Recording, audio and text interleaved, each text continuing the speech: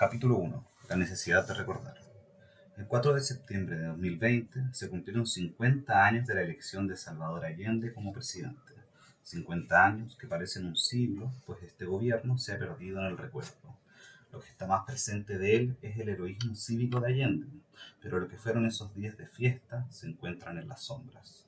Están en la penumbra las realizaciones del gobierno, así como la guerra declarada por la oposición, compuesta por dos partidos principales, el Nacional y la Democracia Cristiana, más la pequeña agrupación ultraderechista denominada Patria y Libertad.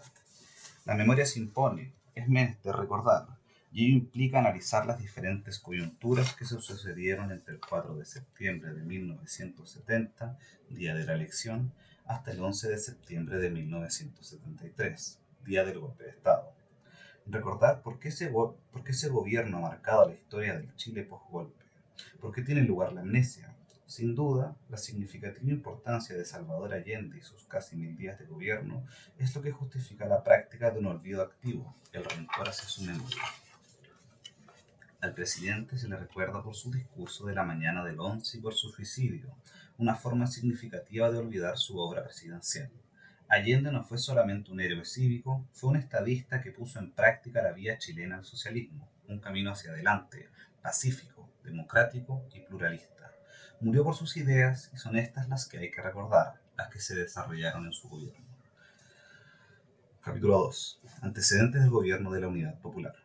No hay que olvidar que presentaba un caso único a la existencia de un presidente marxista electo democráticamente en un país latinoamericano. Por ello conviene comenzar mostrando algunas circunstancias que permiten comprender mejor ese original fenómeno. Primero hay que analizar las izquierdas existentes en Chile. Existían desde hace tiempo partidos marxistas compitiendo democráticamente e incluso gobernando, lo que también constituyó un fenómeno singular. Esto último ocurría ininterrumpidamente a partir de 1938. Con anterioridad, el Partido Comunista, fundado en 1922, se vio impedido de funcionar durante la dictadura de Ibáñez y además no participó en la efímera República Socialista de junio de 1932. A su vez, el Partido Socialista aún no había sido fundado en el momento en que tuvo lugar el intento de construir la República Socialista, aunque personeros que en 1933 organizaron el partido, como Eugenio Mate Hurtado y Marmaduke Grove, participaron en él. En 1935, la Internacional Comunista, ligada a la URSS, lanzó la consigna de los Frentes Populares. Estos fracasan en Europa, siendo la Guerra Civil Española la principal manifestación de esta situación. Sin embargo, en Chile tienen éxito, pues permiten que tres coaliciones de centro-izquierda triunfen en las elecciones principales de 1938, 42 y 46. Aunque González Videla accede a las presiones estadounidenses y pone en 1948 fuera de la ley a los comunistas, estos, aún en la clandestinidad, siguieron tratando de actuar dentro del sistema político. Voy a revisar este hecho acerca de si es verdaderamente por las presiones estadounidenses.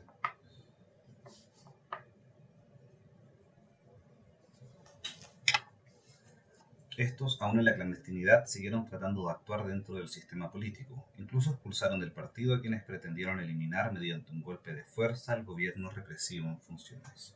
En 1948, y a propósito de la implantación de esta ley que ilegaliza a los comunistas, se divide el tronco socialista en dos organizaciones, el Partido Socialista de Chile y el Partido Socialista Popular. En el primero se agrupan sectores anticomunistas, los cuales, por ejemplo, cuestionaban el apoyo al régimen estalinista soviético y su política de ocupación del este de Europa, también al apartamiento de Yugoslavia. Este grupo incluso apoyó la ley represiva que ilegalizó a los comunistas. En el segundo se agrupaban los sectores contrarios a estas tesis, los cuales reivindicaban una postura revolucionaria y eran proclives además a actuar con los comunistas, pero operaban dentro del sistema político aun cuando éste estaba en una fase represiva.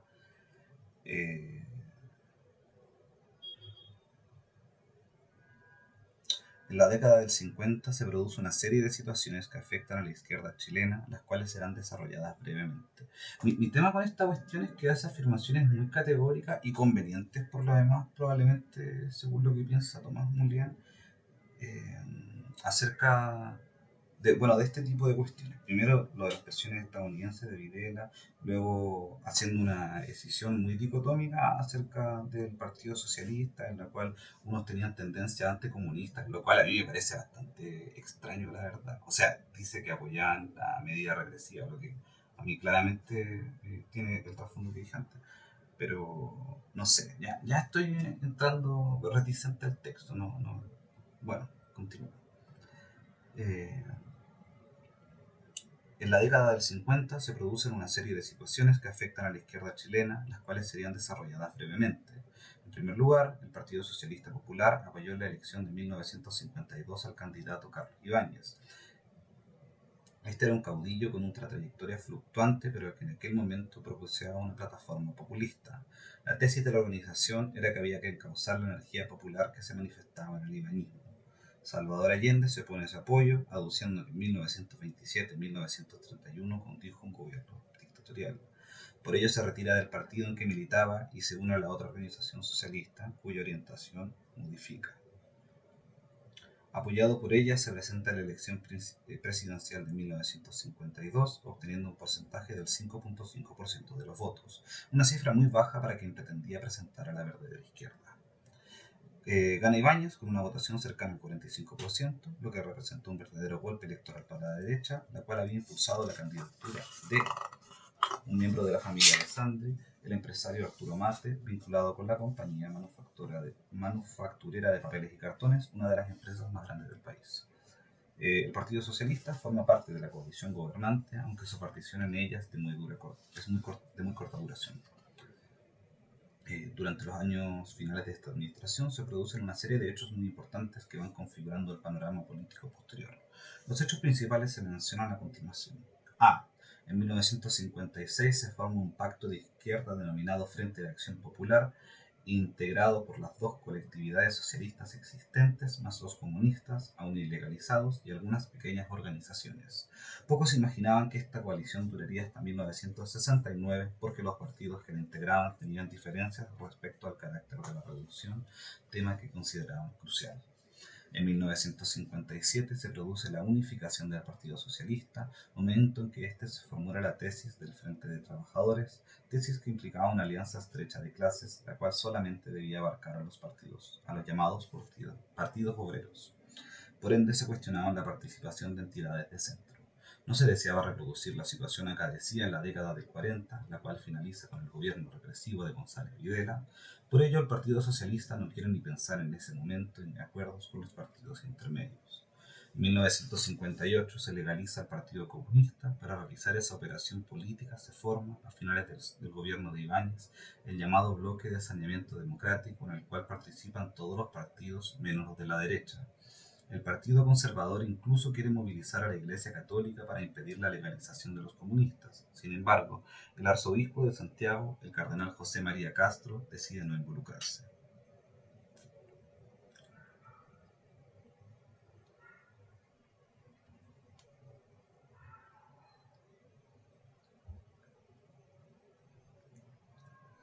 Entre 1958 y 1964 se producen dos elecciones en las que la izquierda compite con Salvador Allende. La primera, la cual es ganada por el derechista Jorge Alessandri, Allende queda a cerca de 40.000 votos del triunfo. Esta cantidad es la cifra casi exacta de los votos obtenidos por un candidato que se presenta apoyado por un pequeño partido de izquierda recién aparecido. Se trata de Arturo Zamorano, ex cura de Catapilco, una localidad cercana a Zapallar. Algunos analistas han afirmado que fue un postulante incentivado por la derecha para quitarle votos a Allende. El hecho es que se los quitó. En 1964, Eduardo Frei Montalva, apoyado por la derecha, obteniendo un holgado triunfo electoral. Consiguió 56% de los sufragios contra 38.93% de Allende. Julio Durán, candidato radical, quien había participado para impedir que la votación de ese partido se orientara hacia Allende, obtuvo 4.98%.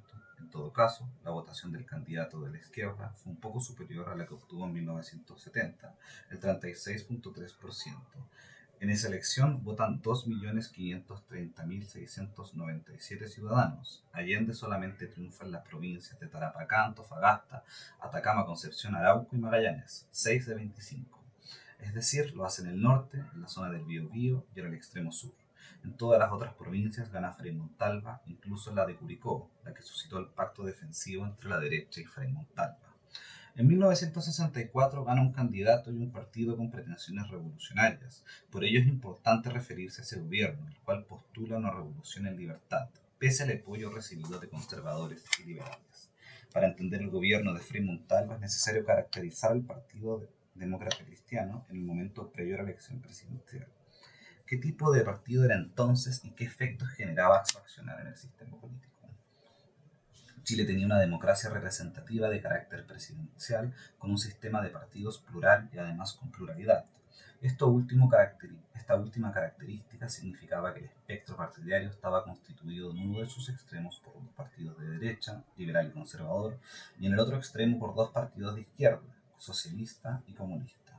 Además, existían dos centros muy diferentes el uno del otro.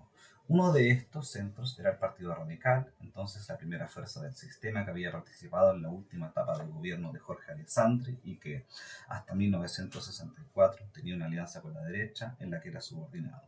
Se trataba además de un centro fluctuante y pragmático, que en la década del 40 había formado parte de una coalición de centro-izquierda. El otro centro, el Partido Demócrata Cristiano, es el que más interesa en esta ocasión.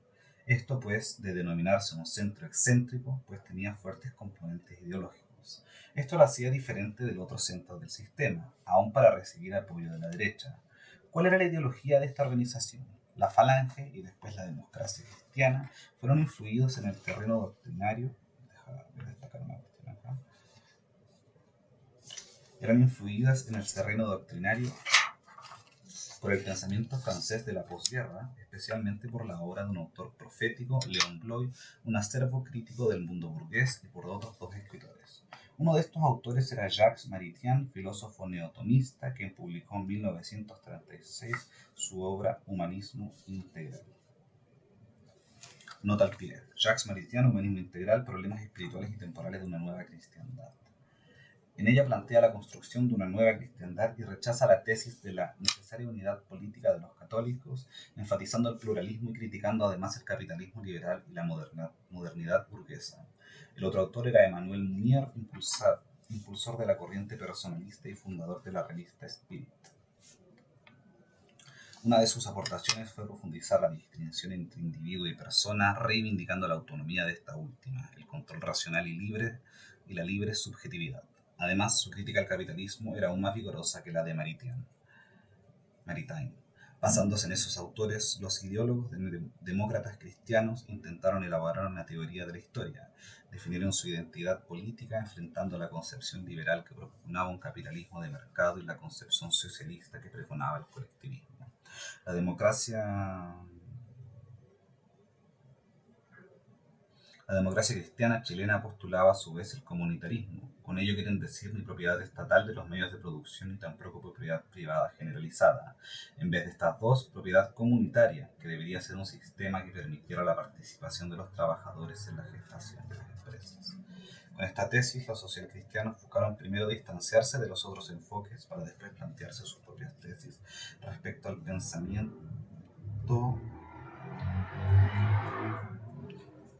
respecto al sentido y dirección de la historia. Tratan de pensar el futuro en términos de superación del capitalismo.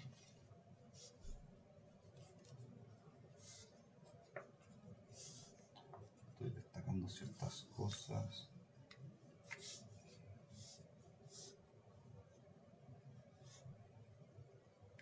Pero cabe hacerse una pregunta. ¿Este tipo de enfoques alternativistas fueron planteados por todos los ideólogos demócratas cristianos? En realidad, los principales impulsores de estas tesis fueron Jaime Castillo Velasco, Julio Silva Escolar y Jacques Chanchol. Los dos últimos publicaron en 1964 un libro clásico sobre la posición alternativista, a la que denominaron socialismo comunitario, que bueno, echarle una leída. ¿Cuál era la postura de Frei Montalva en este tema específico?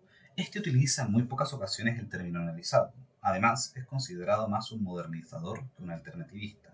Como ya se ha dicho, el eslogan de la Revolución en Libertad fue utilizado en la campaña pese al apoyo electoral de la derecha. Pero también fue un eslogan usado durante el gobierno. Su uso busca simultáneamente identificar y comparar.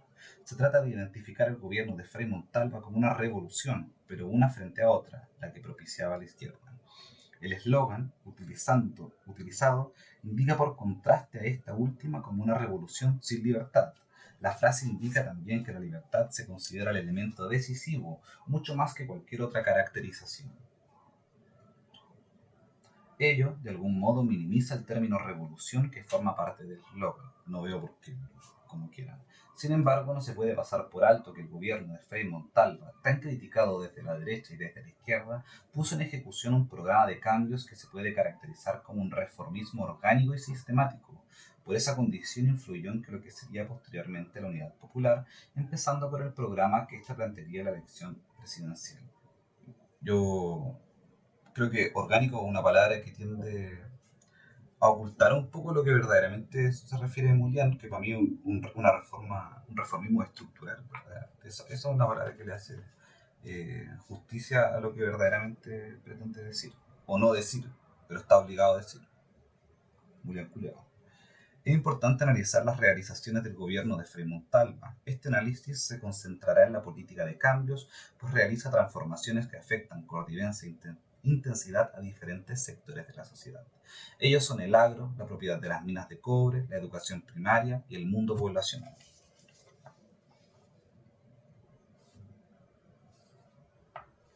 Se parte analizando brevemente los cambios en la situación agraria. Es importante señalar que los gobiernos de centro-izquierda de la década de los 40 no realizaron cambios significativos en el sector rural. Esto ha llevado a algunos autores a plantear la existencia de un pacto. La derecha había otorgado su acuerdo para la formación de la Corporación de Fomento, institución que estimularía la industrialización con la condición de que los gobiernos de la época no se metieran en el campo, manteniendo las que algunos definían como relaciones sociales de carácter semifeudal. En todo caso, al final del gobierno de Jorge Alessandri, este dictó una ley de reforma agraria presionado por la Alianza para el Progreso. En agosto de 1961 presentó un proyecto de reforma agraria, el cual fue muy criticado por la izquierda, el cual la denominó Reforma del Macetero, pero también fue rechazada por la derecha. Un diario de esta tendencia afirmó que la ley cuestionaba el derecho de la propiedad, el cual era de origen divino. A su vez, el historiador Francisco Antonio Encina dijo que la propiedad de la tierra pasaría de la élite a las masas ineptas, pronosticaba, de igual modo, un cataclismo social como consecuencia de ese cambio. En todo caso, pese a que se trataba de una reforma agraria que permitiría pocas expropiaciones, por lo menos colocó el tema en la discusión pública. Además, si la derecha patrocinaba una ley de este tipo, el gobierno de Frei Montalva no podría ser menos. En 1967, Frei Montalva por fin pudo aprobar una ley de reforma agraria. Había enviado el proyecto en 1965, pero este estuvo una larga tramitación parlamentaria. Finalmente, se aprobó la nueva reglamentación según la cual los predios sujetos a expropiación serían aquellos abandonados o mal explotados y aquellos con una superficie mayor de 80 hectáreas de riego básico. Después de expropiados, esos predios serían administrados por asentamientos para en el futuro dar lugar a propiedades campesinas. Está buena esta caracterización de la ley, yo no lo conocía, la verdad. Estoy anotando.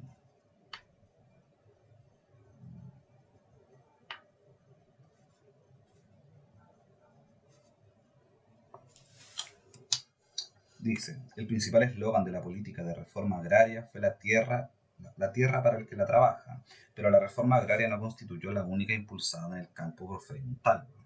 La otra fue la sindicalización campesina, quizá más importante aún.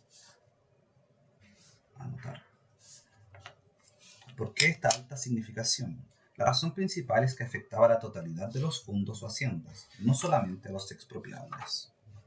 Era una política de carácter general. Estas políticas agrarias, implementadas por el gobierno de Frei Montalva, significaron un duro golpe a la oligarquía que aún dirigía la sociedad chilena.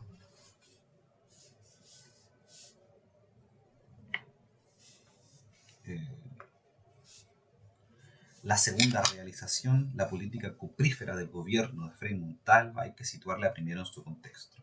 Entre 1964 y 1970, la propiedad de la gran minería del cobre estaba en manos de empresas estadounidenses como la Anaconda y la Kennecott. La política de Frei Montalva se centró en compartir la propiedad con sus titulares del norte. A ese proceso se le denominó la chilenización. Ello significó que el Estado chileno compró parte de las propiedades de las minas, siendo la proporción más alta al 50%.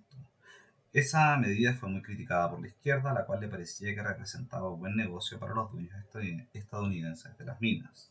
A su vez, la política, sin motivos por lo demás, ¿dónde están tus justificaciones? Todo muy bien.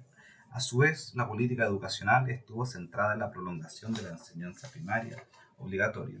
Esto pasó en el gobierno de Frei Montalva de 6 a 8 años, lo cual obligaba a los padres a enviar a sus hijos al colegio 2 años más de lo que era exigible hasta que se aprobó esta nueva disposición. Finalmente, hay que referirse a la política poblacional del gobierno. Este impulsó dos medidas en ese campo. Primero, creó una institución dedicada al trabajo poblacional, llamada Promoción Popular. Segundo, impulsó la aprobación de una ley que facultaba la organización de centros de madres y juntas de vecinos en las poblaciones. Las juntas de vecinos se transformaron en un elemento central de la vida poblacional. En ellas se tomaban importantes decisiones con la participación de los propios afectados.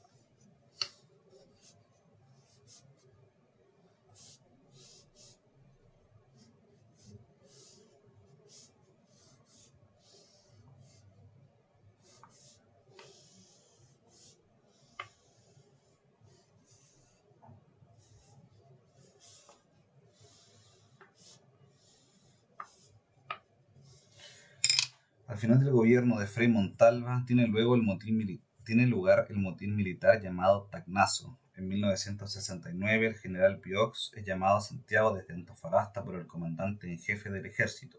Más o menos en la misma época es llamado a retiro, aunque se negó a firmar los documentos que acreditaban el cese de sus funciones.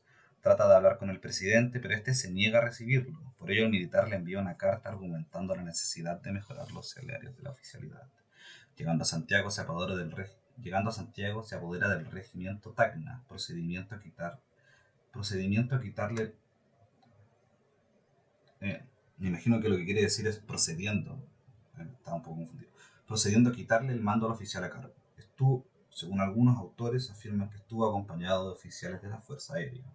Después de haberse apoderado del regimiento Tacna, informando al gobierno del carácter militar y profesional de sus reivindicaciones. El gobierno de Frei Montalva responde con dureza, corta el agua, la luz y los teléfonos, intentando aislar el regimiento. El alto mando envía a negociar al jefe de la guarnición de Santiago.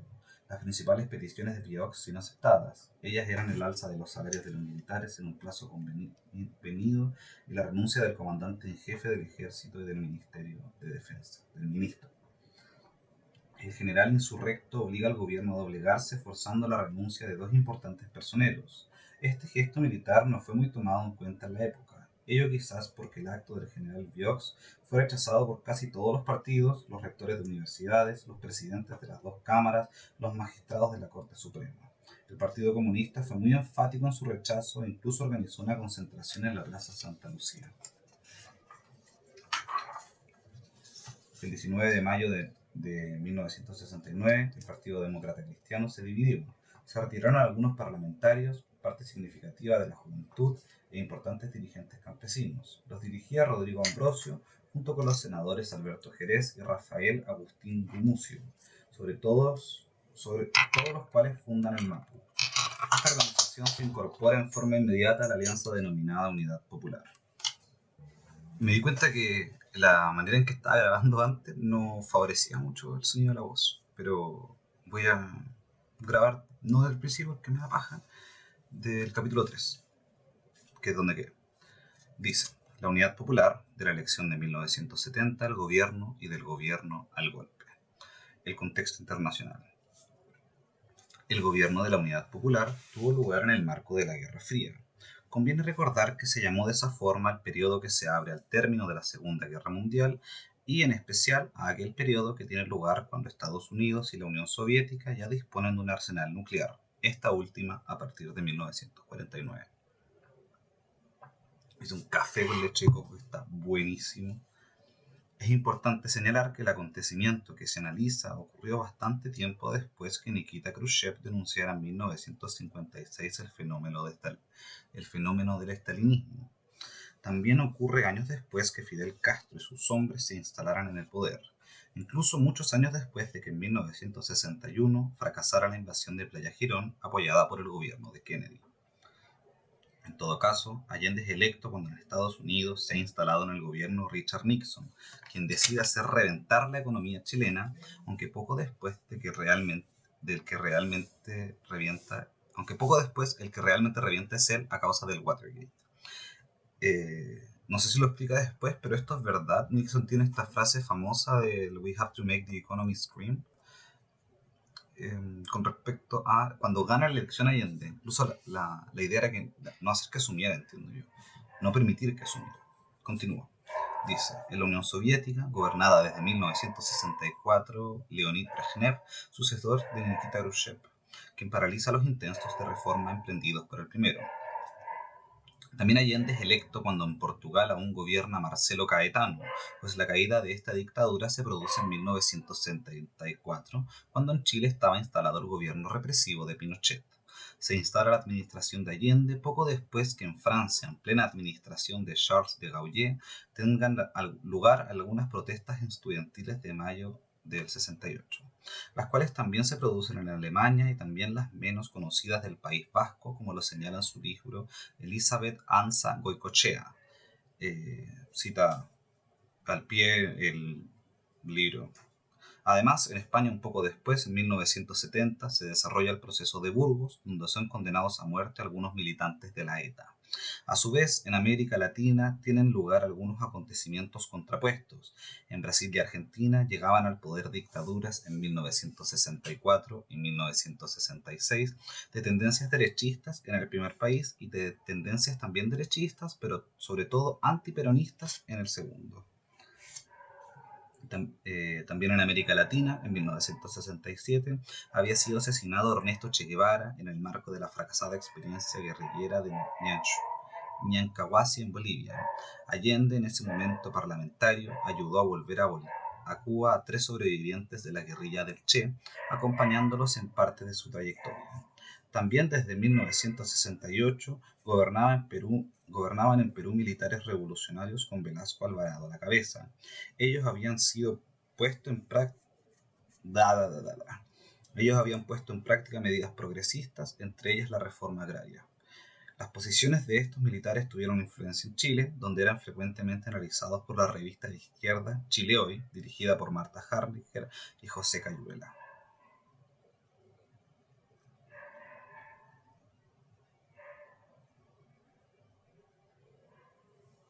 En República Dominicana es ajusticiado en 1961 Leonidas Trujillo, quien gobernaba desde 1930.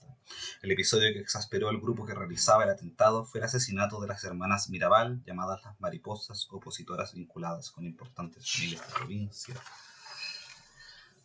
La elección, los candidatos. Eso es un subtítulo, lo que acabo de leer. Terminó el subtítulo anterior y este se llama La elección, los candidatos. En la elección presidencial de 1970 compitieron 3 candidatos. ¿Quiénes fueron? Se enfrentaron Salvador Allende, Jorge Alessandri y Radomiro Tomic. Salvador Allende era senador del Partido Socialista por el extremo austral y candidato presidencial por 4ª vez. Ya lo había sido en 1952, 1958, 1964 y en 1970 competía de nuevo. Había sido designado por el Partido Socialista con más abstenciones, 14, que votos a favor, 13, después de una larga negociación dentro de la alianza que había sustituido al Frente de Acción Popular, FRAP, llamada la Unidad Popular, UP. Esta última incorporaba nuevas fuerzas, el MAPU, el Partido Radical y la Acción Popular Independiente, API, de Rafael Tarut. En el proceso de decisión, primero cada partido integrante de la coalición designó un candidato. Estos fueron Pablo Neruda por el Partido Comunista, Jacques Chonchol por el MAPU, Alberto Balta por el Partido Radical, Rafael Tartut por el API. El Partido Socialista se debatía entre Aniceto Rodríguez y Salvador Allende. Finalmente, cada partido retiró su precandidato y el Partido Socialista nombró a Salvador Allende en las condiciones arriba señaladas. Voy a hacer una pequeña búsqueda acerca de quién es Rafael Tarut, que no lo cachaba de ninguna parte.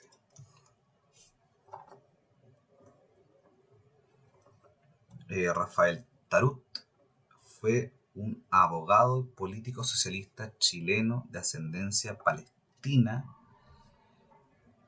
Se desempeñó como ministro de Estado durante el segundo gobierno del presidente Carlos Ibáñez del Campo y posteriormente ejerció como senador en la República en representación de la agrupación provincial durante 2 periodos legislativos. Nació en Talca.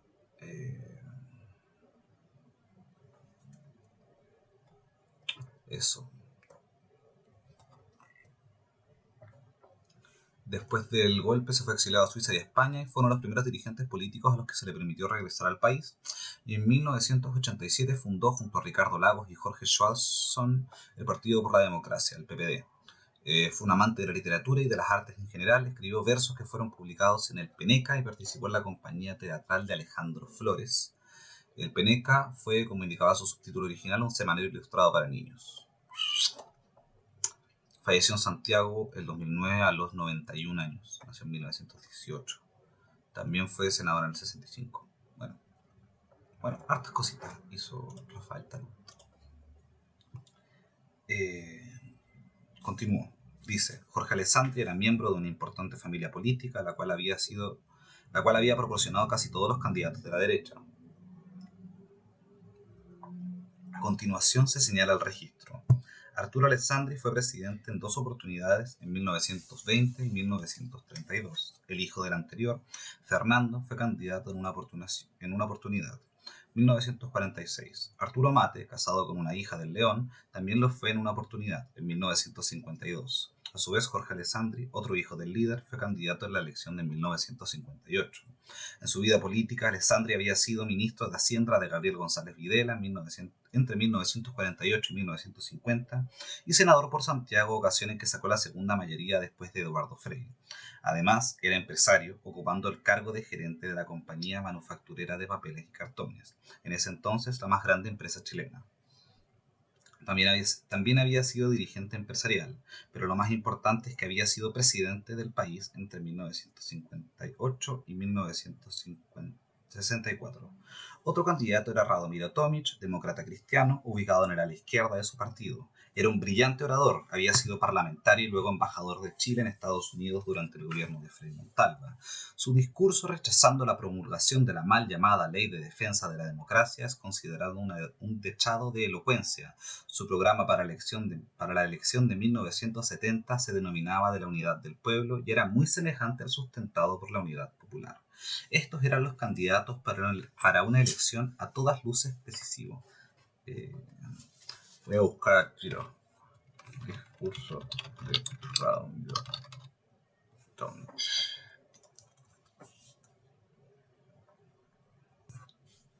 La elección, los resultados. El resultado se expresa en cifras absolutas y además en porcentajes, ubicándose los candidatos por orden de llegada. Salvador Allende ganó por escaso margen, obteniendo 1.075.616 votos, lo que representa un porcentaje de 36.3%, una cifra un poco menor que la obtenida en 1964, cuando perdió contra Frei Montalva. Jorge Alessandri salió segundo, consiguiendo 1.036.270 votos, lo que significa 34.9%. A su vez, Radomiro Tomic obtiene 824.849 votos y un 27.8%. Examinando las cifras, llama la atención, por tratarse de una elección tan peleada, la magnitud de la votación de este candidato perdedor. Ello se explica porque representaba la democracia cristiana, la cual se jugó por él, pese a pertenecer a su ala izquierda.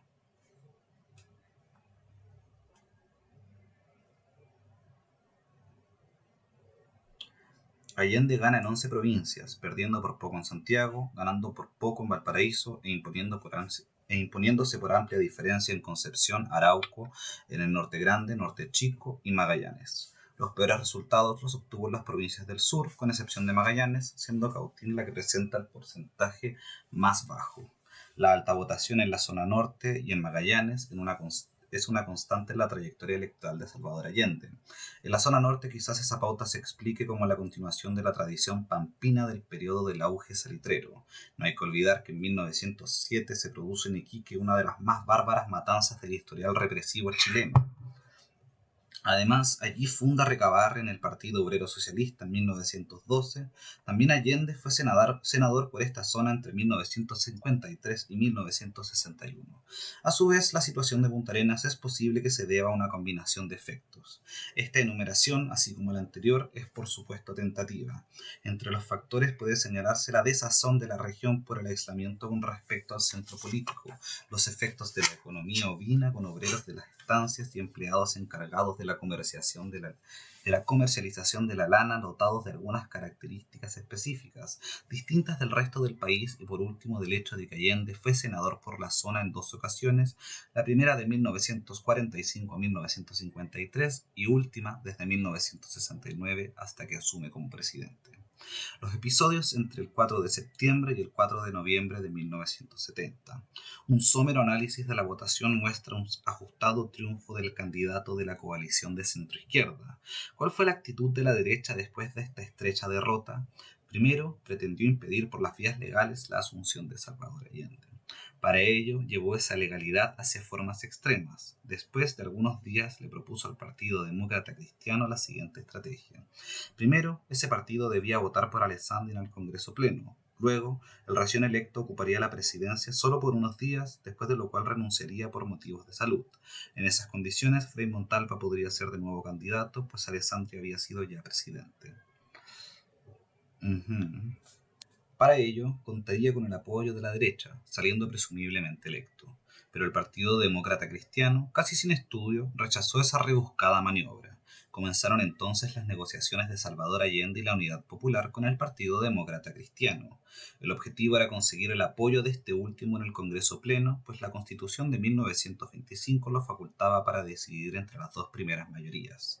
Finalmente, se negoció el llamado Estatuto de Garantías Constitucionales, lo que significó incorporar a la Constitución una serie de resguardos que fortalecían, entre otros aspectos, la división de poderes, el derecho de reunión y la libertad de prensa. Cosas muy razonables por lo demás. No sabía esto de que el Congreso Pleno tenía la facultad de decidir entre las dos primeras mayorías. Una wea pretérita, weón. Inicialmente, la Unidad Popular se opuso a entregar esas garantías, aduciendo que estaban aseguradas por el carácter plural de la coalición, pero finalmente debió ceder y la Democracia Cristiana votó en el Congreso Pleno por Allende. Este último asumió después de estas trabajosas negociaciones. De esa manera, el 4 de noviembre de 1970 comienza el gobierno de la Unidad Popular. Pero no todo fueron negociaciones. Ello porque entre el 4 de septiembre y la fecha de la decisión del Congreso Pleno fracasó una conspiración urdida por un grupo de ultraderecha con el apoyo de la CIA. Esta se desencadenaría después del rapto del comandante en jefe del ejército, en el cual estaban implicados altos oficiales de las Fuerzas Armadas y de Carabineros, además de militantes de ultraderecha. Sin embargo, el grupo que el 25 de octubre de 1970 asaltó al general Schneider, aparentemente confundido por el intento de defensa del militar, le disparó hasta dejarlo herido de muerte. Esto significó el fracaso de la operación. Ello ocurre además porque el fiscal militar a cargo del caso rápidamente descubre la participación en la operación de civiles de ultraderecha. Subtítulo: La Unidad Popular en el gobierno. La fiesta. ¿Por qué el gobierno de Salvador Allende representó una fiesta? Primero, por la actitud frente a los ciudadanos y segundo, por las tareas asumidas por esta administración. ¿Cuál fue esa actitud? Allende y la Unidad Popular incentivaron la participación de los ciudadanos, favorecieron a los de su lado y permitieron, a veces conflictivamente, a los del otro lado. Todos los grupos podían tomar la palabra, todos podían movilizarse, realizaban sus marchas, planteaban sus discursos. Lo hacía el MIR, pero también lo hacía Patria y Libertad. Ningún partido fue prohibido en forma constante, ni siquiera aquellos que llamaban al golpe de Estado. En forma constante me gustaría una precisión. No sé a qué se refiere. Imagino que hubieron prohibiciones, pero claro. No me gusta como este temperamento medio proselitista que tiene Tomás Molián. Como si yo quiero leer un libro, quiero leer un análisis bastante imparcial. Siento que a veces trasluce ese intento de convencer a quien está leyendo de cuestiones que pueden ser ideológicas particulares de él, y por ello se pierde el afán objetivo. No, alguien va a saltar a decirme que la objetividad es imposible, si entiendo esa weá. Simplemente yo esperaría mayor imparcialidad por parte de Mulián, que en casos de que su gobierno de preferencia no haya hecho cosas con la cual él no estaba plenamente de acuerdo, como ahora entiendo que quiere sugerir, lo diga, pues, bueno, y no que sea el weón. Entonces, bueno, eso. Chile fue entre 1970 y 1973, hasta la insurrección, una sociedad movilizada, dinámica, en la cual muchos individuos se consideraban actores del proceso histórico. Fue un país atravesado por la pasión, por lo mismo era una sociedad plagada de conflictos grandes y chicos. Desde la unidad popular, la fiesta era vivida como una catarsis. Era el momento en que las clases dominantes debían rendir cuentas, pues el futuro le pertenecía al pueblo. Era el tiempo de la revolución triunfante, pero también era una fiesta porque la alta participación permitía vivir la dimensión comunitaria de las relaciones sociales. Se tenía la sensación de pertenecer a algo. Fue un periodo en que la militancia constituyó una dimensión central, pero la entrega al partido, de un lado y de otro, no representa un sacrificio. Era una situación festiva porque significaba formar parte de una comunidad. Ya este está loquísimo. También ese periodo fue una fiesta, o sea, no digo que está loquísimo, sino que está chocho, está chochísimo hablando de esta weá. También ese periodo fue una fiesta por la realización del gobierno de Salvador Allende, que hizo este. Buscó llevar adelante una profunda transformación de la sociedad por la vía pacífica y usando el camino institucional, tratando para ello de evitar la violencia impuesta desde arriba. ¿Qué políticas impulsó? Estatizó la banca, usando mecanismos mercantiles, nacionalizó el cobre, expropió empresas grandes y medianas, dando lugar al área de propiedad social. Creó espacios de participación popular, llamados comandos populares y cordones industriales, organizó las juntas de abastecimientos y precios para combatir el desabastecimiento. Y fueron esas diversas iniciativas las que generaron el clima de fiesta. Se sabe, sin embargo, que esta fiesta derivó en un drama cuya materialización fue el golpe militar, el cual dio lugar a una dictadura cívico-militar.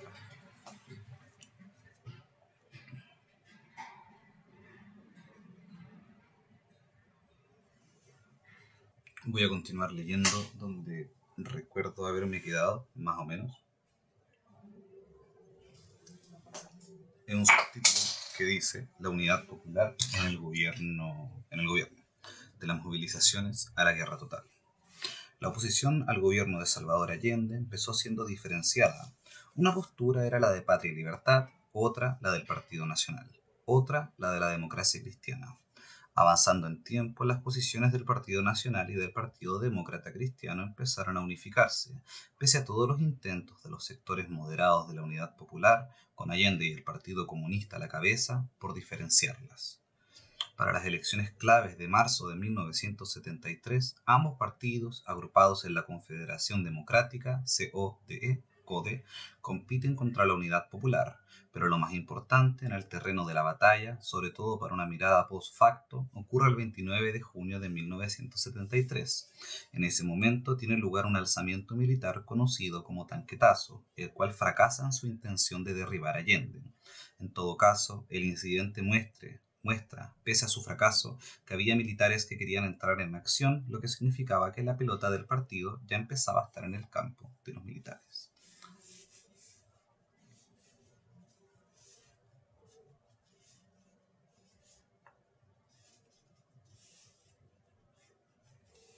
El 23 de agosto, el general Prats, fastidiado por las acciones en su contra de esposas de generales y por otras agresiones semejantes, presenta su renuncia al presidente Allende. Lo convence de que se la acepte y propone en su reemplazo al general Pinochet. Sin que nadie en este momento lo sepa, se ha armado el dispositivo golpista. Falta solamente que los altos oficiales involucrados desde temprano en el golpe tomen contacto con Pinochet y lo involucren, dando curso a la traición.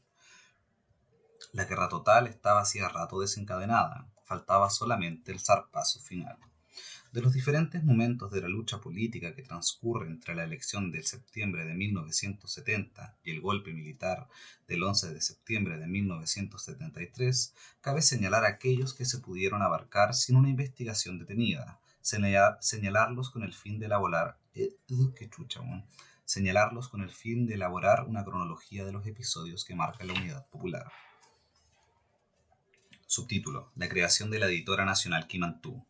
En febrero de 1971, cuando el gobierno se estaba recién iniciando, se creó la Editora Nacional Quimantú, la cual sería de propiedad estatal.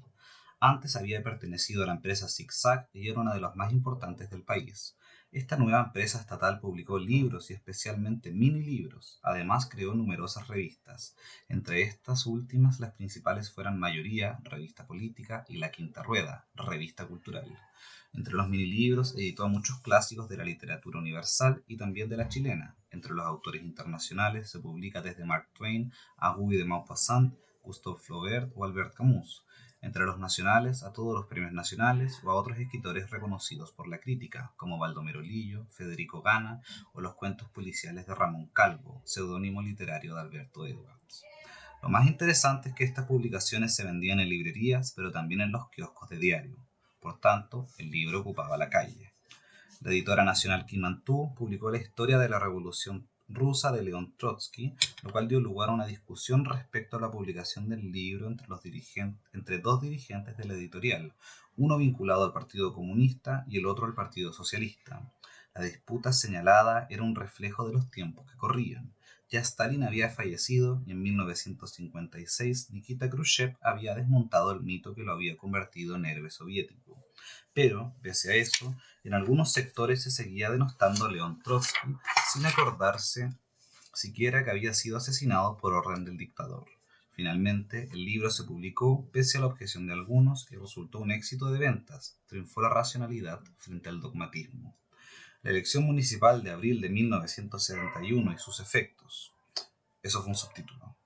Como había ocurrido con gobiernos anteriores, por ejemplo el de Frei Montalva, algunos pocos meses después de la asunción al mando de Salvador Allende, tiene lugar una elección de carácter nacional. En este caso, se trató de una elección municipal, en la cual entonces se elegían regidores y algunos alcaldes. Al mismo tiempo, se realizó una elección complementaria por el extremo sur para elegir un senador que sustituyera al presidente Allende.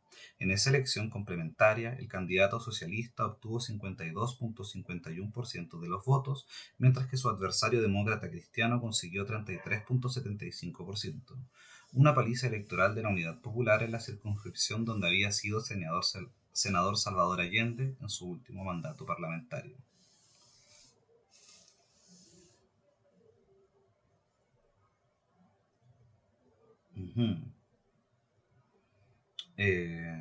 A su vez, en la elección municipal, la Unidad Popular obtuvo 49.8% de los votos, lo que se amplían a 50.86% si se le agrega el porcentaje obtenido por la Unión Socialista Popular USOPO, pequeña organización escindida del tronco socialista y que no pertenecía a la Unidad Popular, pero sí a la izquierda. La distribución de los votos entre los partidos de la alianza gubernamental fue la siguiente. El Partido Socialista obtuvo 22.89%, el Partido Comunista 17.36% y el Partido Radical 8.18% y el pequeño Partido Socialdemócrata 1.38%. En la oposición del Partido Demócrata Cristiano consigue 26.29%, manteniéndose como primera fuerza y el Partido Nacional obtiene 18.53%. El análisis de las cifras muestra lo siguiente. A. Crecimiento significativo de la alianza gubernamental respecto a las elecciones presidenciales. B. Estabilidad de la votación del Partido Demócrata Cristiano y del Partido Nacional. C. Profundo debilitamiento del Partido Radical, colectividad que llega a su punto más bajo desde 1965. D. Capitalización por el Partido Socialista del fenómeno de la Unidad Popular. Estancamiento del Partido Comunista, el cual apenas sube en 1.45%, mientras el Partido Socialista lo hace en 10.66%. Como era de esperar, la Unidad Popular asigna los resultados un carácter plebiscitario. La oposición, a su vez, habla de un empate político. La democracia cristiana se ve forzada a un análisis de bloques, aunque este aún no existía en la oposición. Ello porque, de otro modo, se fortalecía la imagen de éxito proyectada por la Unidad Popular. Fue muy importante este triunfo de la Unidad Popular en las primeras elecciones después de ganar la presidencial, especialmente porque durante ese periodo el gobierno había enfrentado la agitación agraria en el sur y había desarrollado una estrategia mercantil para estatizar la banca. En todo caso, el principal efecto de la elección fue fortalecer la estrategia de cambios extraparlamentaria que estaba poniendo en práctica el gobierno de Salvador Allende. Esta usaba para intervenir o expropiar empresas un decreto de tiempos de la llamada República Socialista de 1932 y para estatizar la banca utilizó el mecanismo de la compra de acciones, mejorando para ella las condiciones de pago.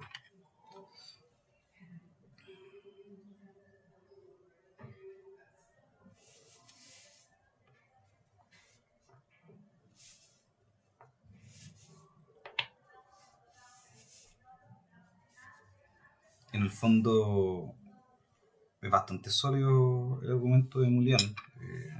Tiene una estadística que afirma que a un año de comenzado el gobierno, de hecho no, a 6 meses, porque son 5 meses. Bueno, a 5 meses seguían teniendo muy buena aprobación. Incluso parece superior al que indicaba la...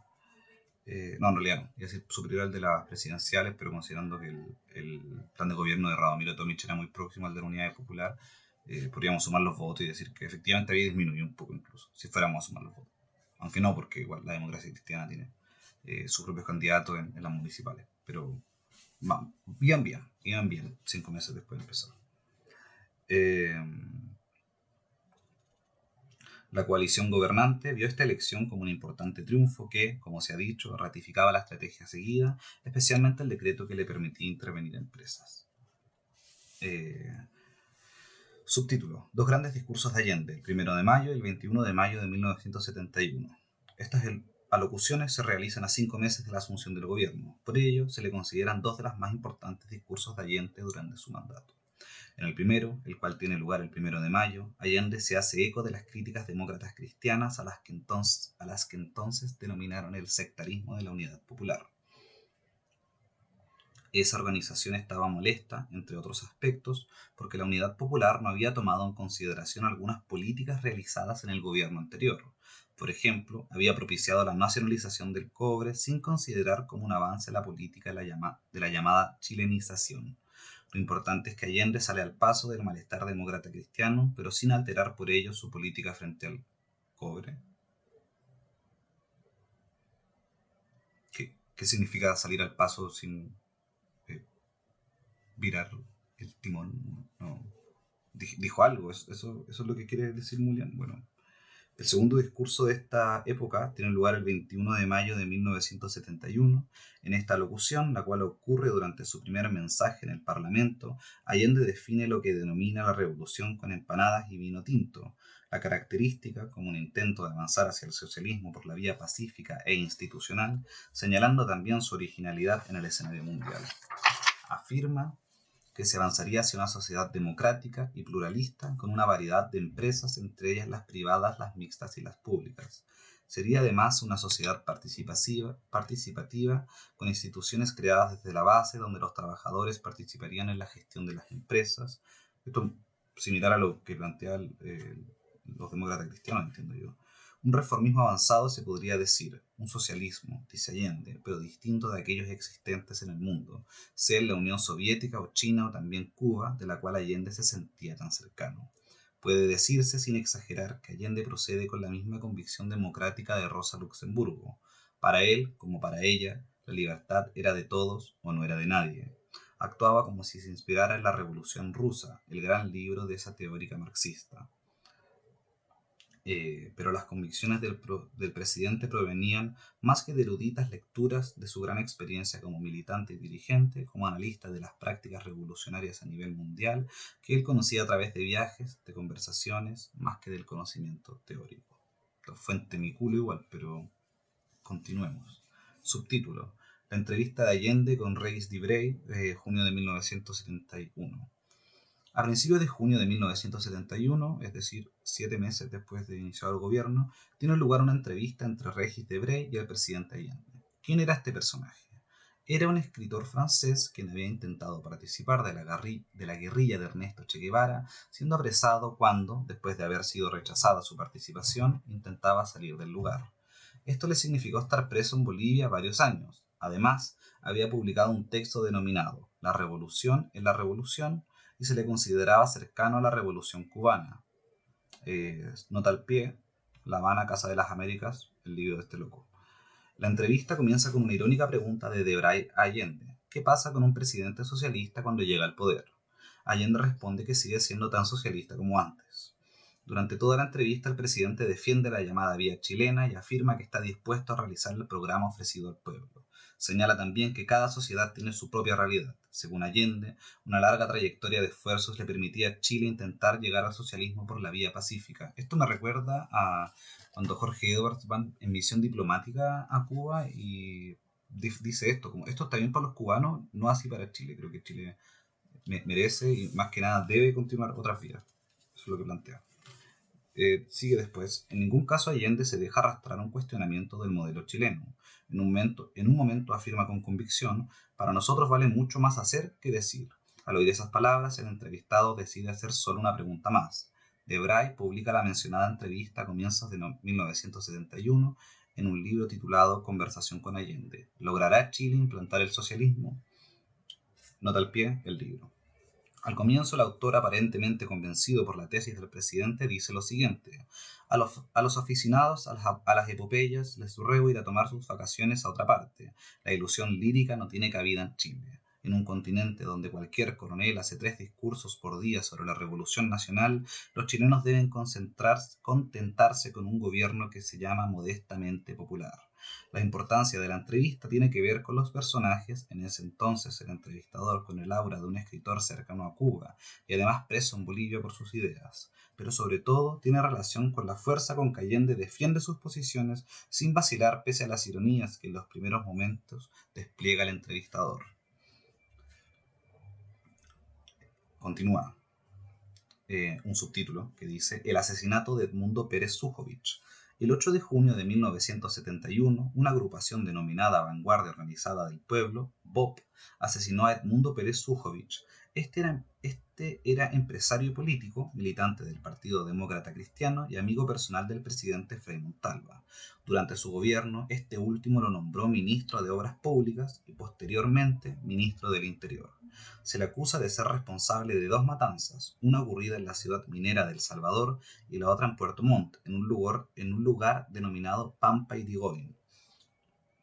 En este último sitio, unos pobladores, incitados por un diputado socialista, se toman unos terrenos negándose a devolverlos.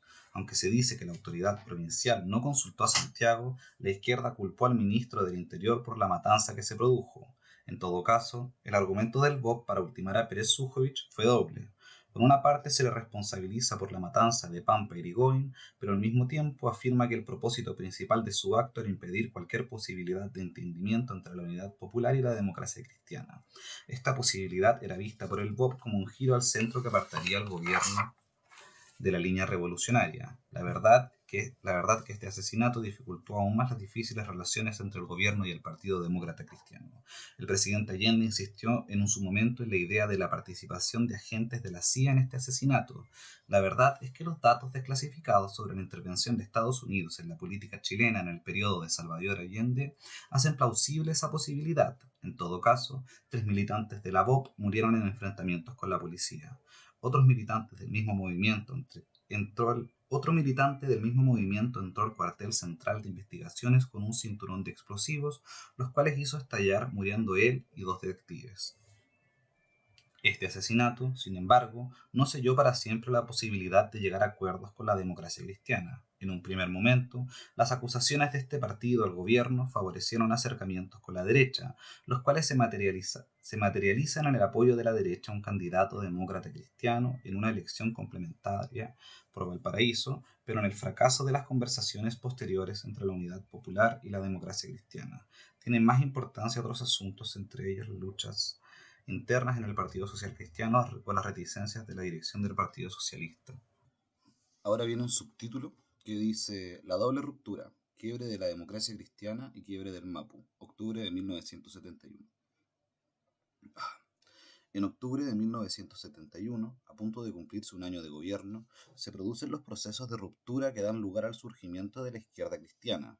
Se trata de 2 procesos de quiebre de partidos políticos en funcionamiento. Ellos son la democracia cristiana y el MAPU. Para entender el episodio es indispensable analizar algunos aspectos de la vida interna de las colectividades afectadas. Como se ha dicho, la democracia cristiana puede caracterizarse como un centro excéntrico.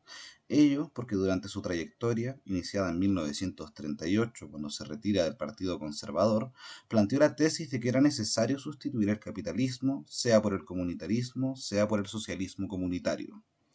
Pero lo más significativo para este episodio es que en el comienzo del gobierno de Salvador Allende surge en el seno de este partido una lucha de tendencias.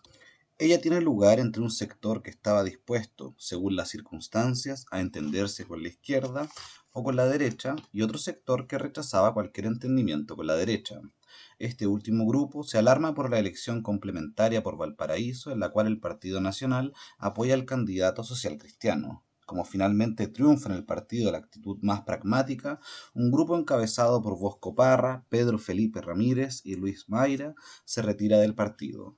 Se produce un nuevo quiebre por la izquierda del referido centro excéntrico.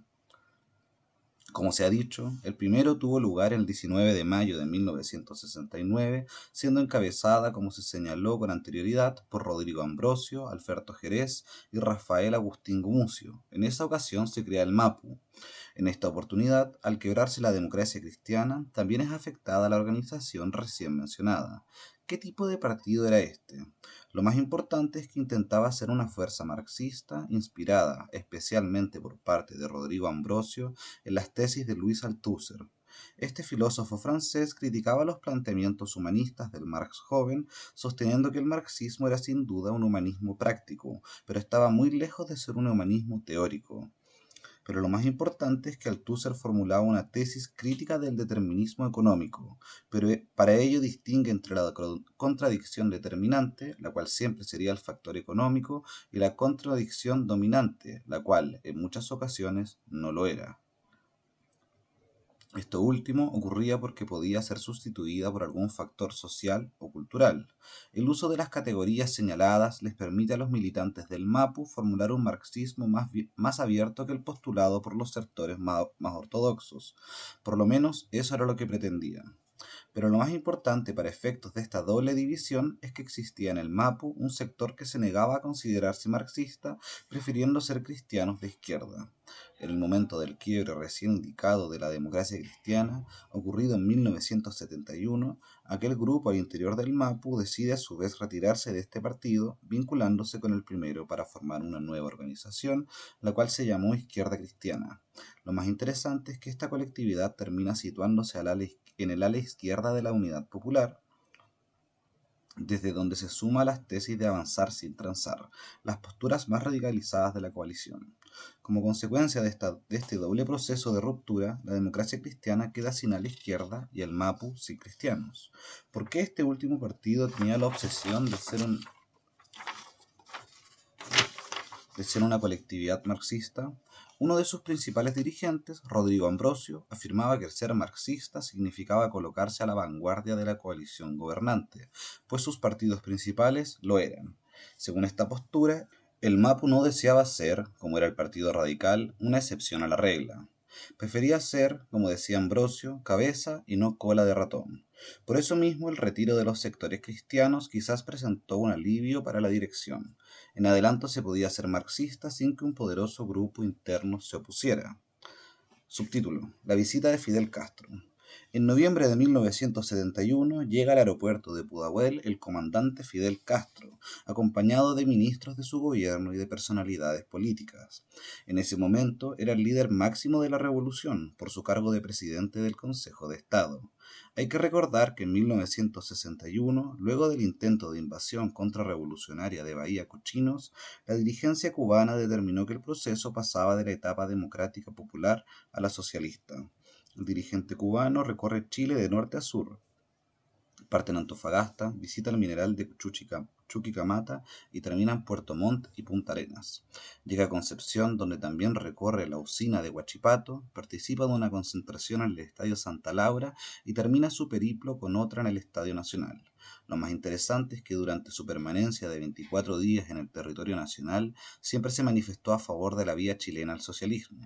Se mantuvo fiel a la vieja tesis de Ernesto Che Guevara, quien había dicho que Chile y también Uruguay y Costa Rica constituían excepciones históricas por su larga tradición democrática.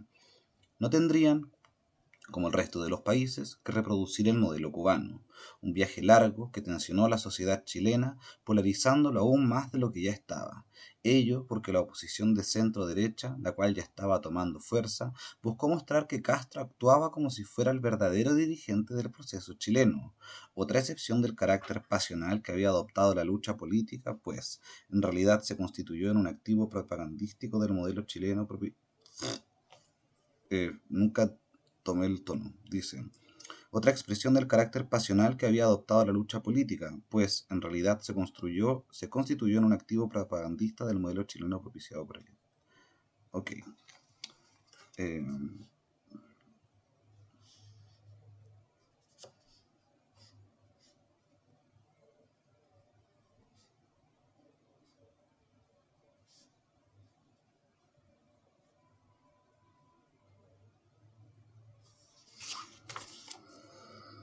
Eh, Hay otro subtítulo que dice La aparición del problema del desabastecimiento. En junio de 1971, casi al final del mes, se publican en la prensa alusiones al problema del desabastecimiento. Todavía no transcurría un año y aparecían indicios de una grave crisis económica. ¿Por qué surge ese problema? En parte es el efecto de la política redistributiva puesta en marcha por la Unidad Popular.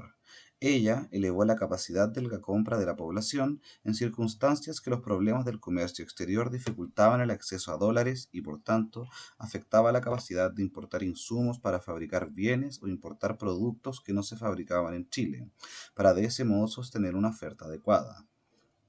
Pero ese problema se intensifica por la conspiración estadounidense destinada a afectar el precio del cobre y su comercialización. Además, existía una conspiración interna, uno de cuyos elementos principales era el acaparamiento por parte de comerciantes grandes, medianos y también pequeños. Algunos participaban de estas operaciones por motivos comerciales, pues buscaban que la escasez subiera los precios.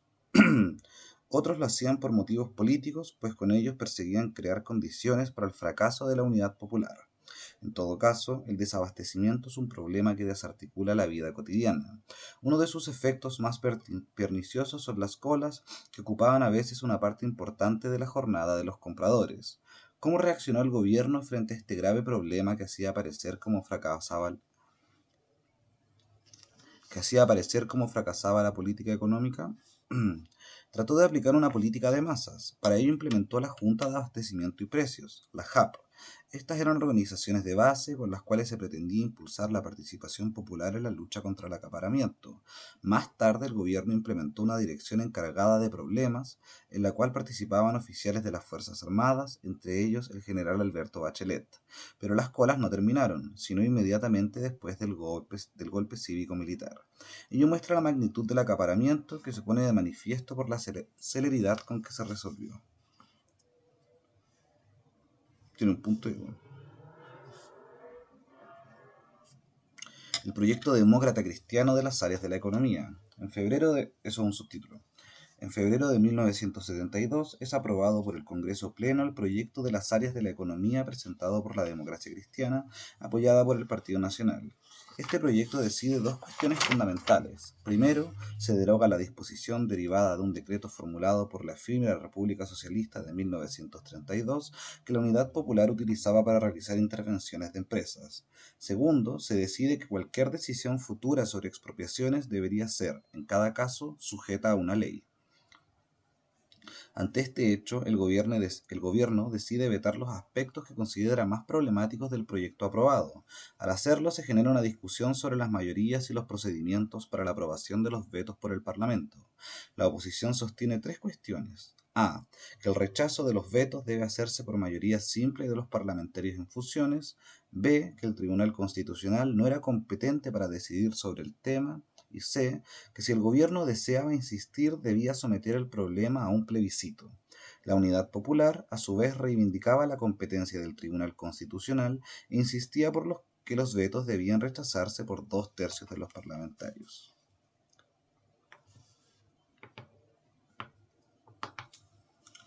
En vista del impasse se realizan conversaciones entre la democracia cristiana y la Unidad Popular, las cuales se prolongan entre mayo y junio de 1972. Apenas comenzado este diálogo, la democracia cristiana lo suspende porque el gobierno seguía requisando empresas usando el mecanismo derogado.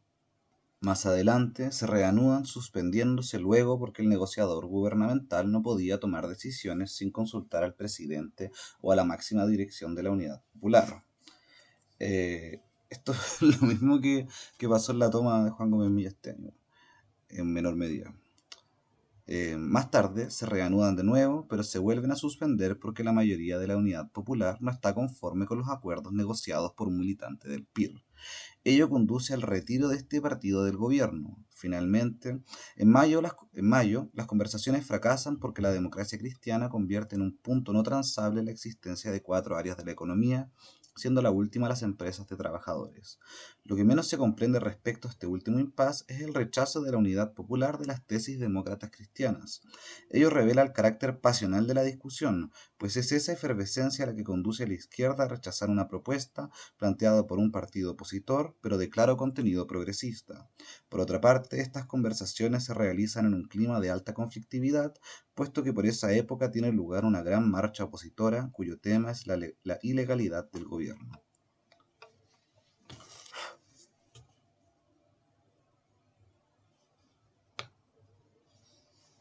Ahora viene un subtítulo que dice el Plan Millas, así se llama. Y dice, en junio de 1972 se agrava la crisis económica, una de cuyas manifestaciones principales era el desabastecimiento ya instalado como situación constante, el cual se hacía sentir con fuerza.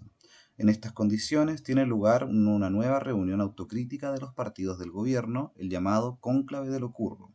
En este se desarrollan numerosas críticas a la política económica. En el periodo previo a esta reunión, el militante comunista Orlando Millas había encabezado los cuestionamientos. El 17 de junio de 1972, el presidente Allende lo nombra ministro de Hacienda, justo cuando deja el cargo de ministro de Economía Pedro Buscovich, quien encabezaba la política económica tan criticada por Millas. Como ministro, este último pone gran énfasis en un plan de estabilización, pues busca responder a una crisis suscitada por la redistribución de ingresos y por el aumento del gasto fiscal. Esta decisión mejora en algo la situación, pero no está en condiciones de abordar el aspecto fundamental de la crisis. Este tiene relación con la desarticulación del sistema económico provocado por el retiro de la inversión privada. A ese modelo de capitalismo de Estado no se ha logrado reemplazarlo por otro, al menos no de manera global. Por ello mismo, las políticas aplicadas eran insuficientes. Los constantes esfuerzos del gobierno no tuvieron grandes resultados, siendo solo leves los mejoramientos. Las decisiones del ministro comunista no alcanzan los objetivos buscados. La crisis de octubre de 1972. Con el desarrollo de esta larga paralización, la guerra de la oposición contra la Unidad Popular, ahora Democracia Cristiana, más Partido Nacional, más gremios, se convierte en total. Logran paralizar transportes y comercio por casi un mes. Este acontecimiento comienza cuando en Punta Arenas inspectores de una institución de control del comercio examinaban un negocio. Cuando esto sucede, su propietario fallece de un ataque al corazón. Lo mismo ocurre en la toma de posesión de un fondo por parte de la Corporación de la Reforma Agraria. Al día siguiente del primer episodio tiene lugar un paro del comercio. Esto es muy importante pues significa que se ha conseguido la unidad entre los grandes comerciantes y los pequeños, entre los dueños de supermercados y de los almacenes de barrios. Así comienza la crisis de octubre. ¿De qué tipo de crisis se trata? Se trata de un acontecimiento que primero se desencadena y luego se mantiene sobre las bases de la movilización de sectores de capas medias, entre ellos comerciantes, transportistas, profesionales de la salud pública y también estudiantes secundarios y de la Universidad Católica. Estos grupos se sienten viviendo un clima de inseguridad por varias razones. En primer lugar, por la estrategia económica puesta en práctica por el gobierno, lo cual en ocasiones desencadena la toma de pequeños predios y también de pequeñas industrias. En segundo lugar, por el desabastecimiento y en especial por las formas de control popular de este. En tercer lugar, porque el estilo político de la Universidad Popular choca con el universo cultural de las capas medias. Esto ocurría en especial por el discurso obrerista utilizado, el cual reivindicaba al pueblo como el actor principal. Por último, las capas medias utilizan un discurso meritocrático que también chocaba con el discurso revolucionario de la Unidad Popular.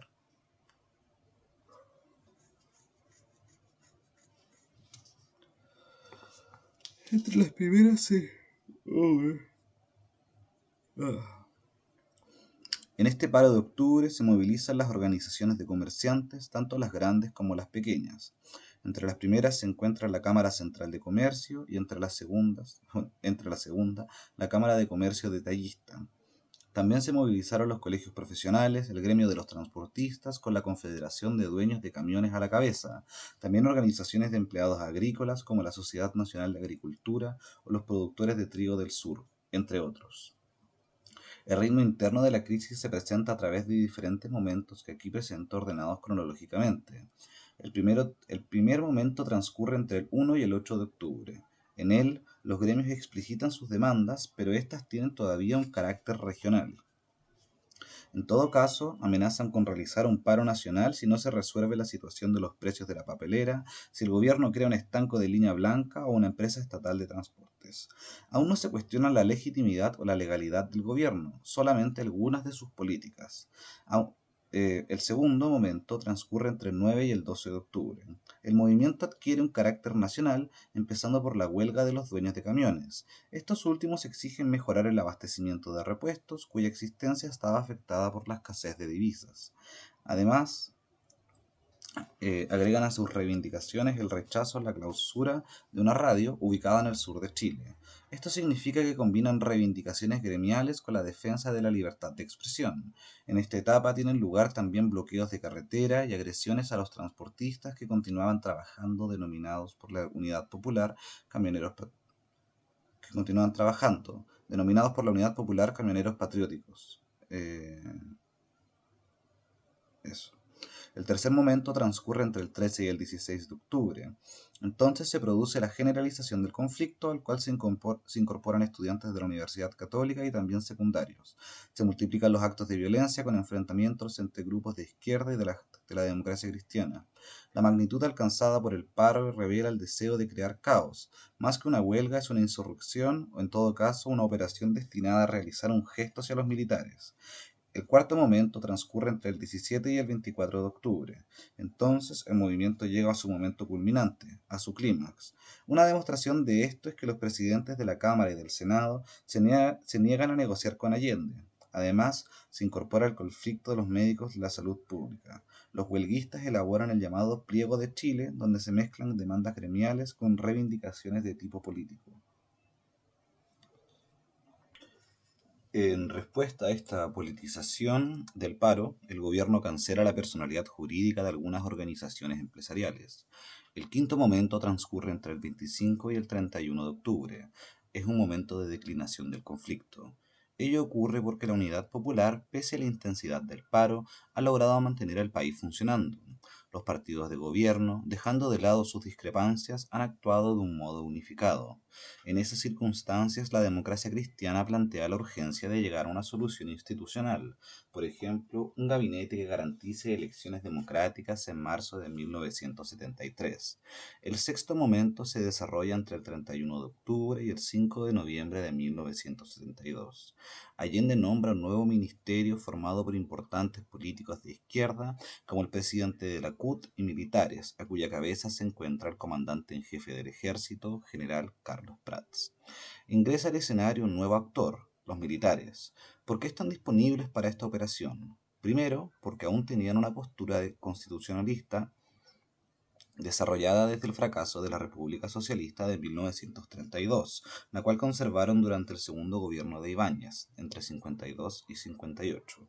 Además, el gobierno de Allende había modificado las relaciones con las Fuerzas Armadas. No solamente había elevado los ingresos de la oficialidad, también los había incorporado en los directorios de empresas públicas, pero lo más importante es que los militares no habían desarrollado un proyecto propio y autónomo, por lo que les parece plausible apoyar al gobierno constitucional, quien atravesaba una crisis. La otra pregunta es, ¿cómo se consigue que la Unidad Popular acepte la participación militar? Ello ocurre porque la situación es definida como una crisis muy profunda, cercana a una guerra civil. Por esta razón se hace necesario ganarse a los militares, puesto que el acuerdo con la democracia cristiana seguía siendo inviable. No se consigue con estas paralizaciones ni el caos ni el golpe, pero tampoco significa el término de las acciones de guerra planteadas por la oposición. Subtítulo: Conflictos de la Unidad Popular con el Poder Judicial. Las tensas relaciones entre la alianza gubernamental y el poder judicial se agravaron después de la crisis de octubre. Existieron cuatro importantes puntos de enfrentamiento. El primero se debió a los fallos de algunos tribunales que limitan los poderes de interventores de industrias. El segundo ocurrió porque la Corte Suprema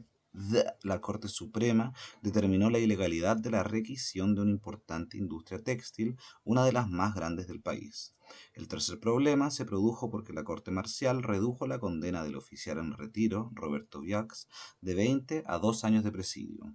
Ello ocurrió pese al voto en contra de los fiscales militares, pero para los cuales era clara la participación del militar en el asesinato del general Schneider. El cuarto incidente se debió a la encargatoria del reo del Ministerio Secretario General de Gobierno y de un funcionario estatal por haber disputado una cadena obligatoria de radios, asunto que era entonces perfectamente legal. Con estas decisiones se buscaba estrechar el cerco institucional contra el gobierno en el periodo previo a la decisiva elección parlamentaria de marzo de 1973. Subtítulo: Los resultados de la elección parlamentaria de marzo de 1973. En esta elección parlamentaria, la oposición, la Democracia Cristiana más el Partido Nacional, buscaba conseguir una amplia victoria, la cual debía permitirle obtener los 2/3 del Congreso Pleno. Con ese porcentaje podría realizar una acusación constitucional contra el presidente Allende, consiguiendo su destitución. Por ello, los resultados de la elección parlamentaria produjeron un terremoto político. La oposición obtiene 56,6% de los votos y la Unidad Popular consigue 43,3%. Esto significa que la coalición gubernamental disminuye 6,14% respecto de la elección municipal de abril de 1971, su mejor performance en el periodo. Los votos de la Unidad Popular se distribuyen de la siguiente forma: A. El Partido Socialista obtiene 17,84%, B. El Partido Comunista casi lo alcanza, consiguiendo 17,29%, C. El Partido Radical obtiene una baja votación, 5,76%. Eso. En la CODE, la distribución de votos es la siguiente: el Partido Demócrata Cristiano obtiene 33,88%, el Partido Nacional 18,97%, la Democracia Radical 2,18% y el PIR 1,56%. La Democracia Cristiana saca una alta votación muy superior a la de abril de 1971. Se consolida como primera fuerza, muy lejos de su aliado, el Partido Nacional, pero el elemento decisivo es la distribución de parlamentarios. La CODE consigue 87 diputados y 14 senadores, y la Unidad Popular obtiene 63 diputados y 11 senadores.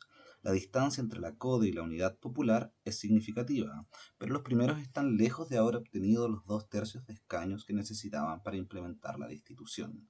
El resultado cerraba la vía legal y por lo tanto abría el camino al golpe militar, aunque para ello debían producirse cambios en la cúpula militar. Aún faltaba camino por recorrer. Subtítulo: El proyecto educacional del gobierno, la ENU. Durante abril de 1973, el conflicto político principal tuvo relación con la educación. El gobierno elabora un proyecto conocido con el nombre de Escuela Nacional Unificada, ENU. Se trataba de un intento de reformar el sistema educacional, poniendo en práctica dos objetivos principales. El primero era el mejoramiento técnico del sistema y el otro era la democratización del mismo. El mejoramiento técnico pretendía desarrollar una educación politécnica donde se combinara la enseñanza teórica con la práctica, donde, por lo tanto, hubiera mezcla de estudio y trabajo productivo. Voy a destacar un par de cosas. Con la realización del objetivo democratizador se buscaba generar un sistema único de enseñanza, donde no se discriminaran a los sectores de menores ingresos en su trayectoria educacional. También se buscaba conseguir un acceso más democrático a la universidad, de manera que se pudiera acceder desde el mundo del trabajo. En la discusión de este proyecto se volvió a manifestar el clima pasional. Aunque las ideas básicas de este proyecto habían sido discutidas en eventos con participación de personeros opositores, cuando el gobierno lo hizo público esos sectores protestaron, diciendo que en él se manifestaban las tendencias totalitarias del gobierno. Se dijo que se buscaba desde la niñez infundir ideas marxistas. Los críticos al proyecto fueron planteados por miembros de la Iglesia Católica y, lo que fue más grave, también por oficiales de la Armada. Estos cuestionamientos forzaron al gobierno a retirar el proyecto. Esta decisión suscitó fuertes críticas de los sectores izquierdistas de la coalición gubernamental. Subtítulo: El asesinato del edecán naval del presidente. El 27 de julio de 1973, el edecán naval de Allende fue asesinado. Murió a los 47 años, cuando era capitán de fragata. Con anterioridad había ocupado el cargo de subdirector de la Escuela Naval. Los autores eran militantes de la organización ultraderechista Patria y Libertad, quien probablemente buscaban culpar, como se intentó hacerlo, a militantes de la Unidad Popular. Sin embargo, al poco tiempo la policía civil detuvo a los que habían participado en el homicidio. Este crimen produjo gran congoja en el presidente Allende, pues consideraba al oficial como muy cercano. En la actualidad, muchos años después, los hijos del edecán han logrado reabrir el sumario sobre este alevoso crimen. Subtítulo: La aparición de nuevas organizaciones populares. Se ha dicho con anterioridad que una de las mayores dimensiones festivas tuvo relación con que el gobierno estimuló la participación popular. Como efecto de esos estímulos surgieron nuevas organizaciones populares. ¿Cuál era su característica principal? Ellas estaban constituidas para favorecer la participación desde la base, de manera que todos, y, por lo tanto, cualquiera, pudiera integrarse en este tipo de instituciones. Para eso estaban organizadas a nivel de los municipios, para que el hombre de la calle, aquel que en las esquinas conversa de fútbol, pudiera también con sus vecinos conversar de política. Si eso ocurría, se pensaba que se avanzarían a pasos agigantados. El hombre de la población, seguramente un trabajador, podría tomar la palabra. No lo haría solo el académico, también el ciudadano de la esquina. Se creía que de ese modo la voz del pueblo se escucharía con más fuerza, sonaría más cerca, incluso atronaría los oídos de los dirigentes. Una de las organizaciones que se crearon en el gobierno de Salvador Allende fueron los comandos comunales. Como su nombre lo indica, surgieron a nivel municipal. Su intervención era estimular la creación de organismos participativos de base y también ayudar a la coordinación de ellos. Esto me pica mucho la nariz, no sé por qué.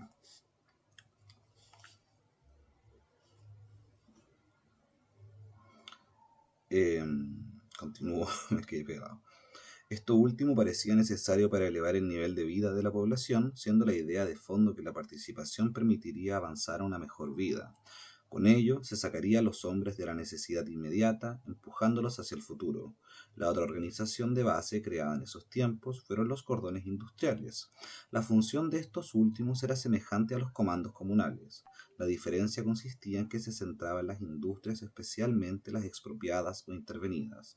Un ejemplo de estas últimas organizaciones de masa fue el Cordón Cerrillos. En uno de los documentales filmados en esa época se muestra a los trabajadores del citado cordón discutiendo con un dirigente de la CUT. En esa discusión se muestra cómo la participación hizo avanzar a los involucrados.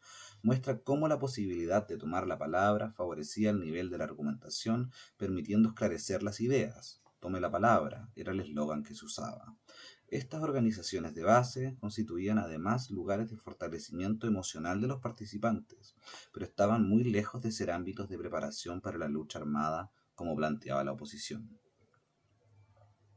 Subtítulo: El tanquetazo. Se produjo a fines de junio de 1973 el alzamiento de un importante regimiento de tanques. Lo más significativo es que la unidad quedó aislada sin que se le agregaran otros regimientos. Por ello, el alzamiento fue sofocado en la misma tarde. Esto ocurrió por la acción conjunta del comandante en jefe del ejército, general Prats, y el jefe de la guarnición de Santiago, general Pinochet, aún leal al gobierno. Estos, metralleta en mano, conminan a los tanquistas a volver a sus regimientos. Estos obedecen la orden. Este alzamiento estuvo conectado con Patria y Libertad, algunos de cuyos militares optaron por asilarse. Lo más importante de esta crisis es que revela el carácter dependiente de la política militar de la Unidad Popular, poniendo en evidencia que no tenían fuerza militar propia. Aquel fue uno de los últimos gestos del futuro traidor. Después de esto, ¿quién iba a dudar de su lealtad? Como se ha afirmado antes, este acontecimiento representó un momento decisivo en el camino hacia la guerra total. Subtítulo: El cambio en la comandancia en jefe del ejército. Se ha dicho que el general Prat, comandante en jefe del ejército, se encontraba cuestionado por algunos generales que le enrostraban su apoyo al gobierno constitucional. Esto lo hacía apoyado en la llamada doctrina Schneider, general asesinado por civiles de ultraderecha. A fines de agosto se realizan manifestaciones frente a su casa de esposas de generales, las que exigían actitudes más duras.